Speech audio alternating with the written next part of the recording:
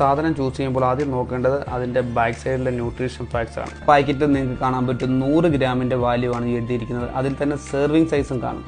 Serving size എന്താണെന്ന് ചോദിച്ചാൽ നിങ്ങൾക്ക് ഒരു നേരം ഈ പറയുന്ന ഫുഡ് എത്രമാത്രം കഴിക്കാൻ പറ്റുമെന്നുള്ളതിന്റെ ഒരു അളവാണ്. നിങ്ങൾക്ക് കാണാനുള്ള എളുപ്പത്തിൽ ഞാൻ ഈ 3 ബിസ്ക്കറ്റിന്റെ ന്യൂട്രീഷൻ ഫാക്ട്സ് ഞാൻ ഈ ബുക്കിൽ എഴുതി വെച്ചിട്ടുണ്ട്. നോക്കേണ്ട പ്രധാനപ്പെട്ട 4 കാര്യങ്ങളാണ്. ഒന്ന്, 100 ഗ്രാമിൽ എത്ര കാലറി വരുന്നുണ്ട്, എത്ര കാർബോഹൈഡ്രേറ്റ്സ് ഉണ്ട്, ഷുഗർ ഉണ്ട്, പെർ സെർവിങ് എത്ര കാലറി വരുന്നുണ്ട്, ടോട്ടൽ സാച്ചുറേറ്റഡ് ഫാറ്റ് എത്ര ഉണ്ട്. ക്രീം ബിസ്ക്കറ്റിൽ 503 കാലറിയും വരുന്നുണ്ട്, 12.1 gram saturated fat, 36.4 gram sugar. Digestive ബിസ്ക്കറ്റിൽ നോക്കുവാണെങ്കിൽ 475 കാലറിയെ വരുന്നുള്ളൂ. സെർവിങ് സൈസ് എന്ന് പറയുന്ന 3 ബിസ്ക്കറ്റ് ഉണ്ട്, 119 കാലറി വരുന്നുള്ളൂ. ഷുഗറിന്റെ ക്വാണ്ടിറ്റി നോക്കുവാണെങ്കിൽ 17 ഗ്രാം വരുന്നുണ്ട്. എന്നാൽ നോർമൽ ബിസ്ക്കറ്റിലേക്ക് പോവുകയാണെങ്കിലോ 491 കാലറീസ് വരുന്നുണ്ട്. നോർമൽ ബിസ്ക്കറ്റും ഡൈജസ്റ്റീവ് ബിസ്ക്കറ്റിന്റെ കാലറിയും തമ്മിൽ കമ്പയർ ചെയ്തപ്പോൾ എനിക്കൊരു കാര്യം മനസ്സിലായി. രണ്ടിലും സെയിം കാലറിയാണ്, രണ്ടിലും ഏകദേശം സെയിം ന്യൂട്രീഷൻ ഫാക്ടറുമാണ്. ഇനി ഇത് കഴിക്കാനേ പാടില്ല എന്ന് ചിലർ ചോദിക്കുക. ഇടയ്ക്ക് കഴിക്കുന്നതുകൊണ്ട് കുഴപ്പമില്ല, പക്ഷേ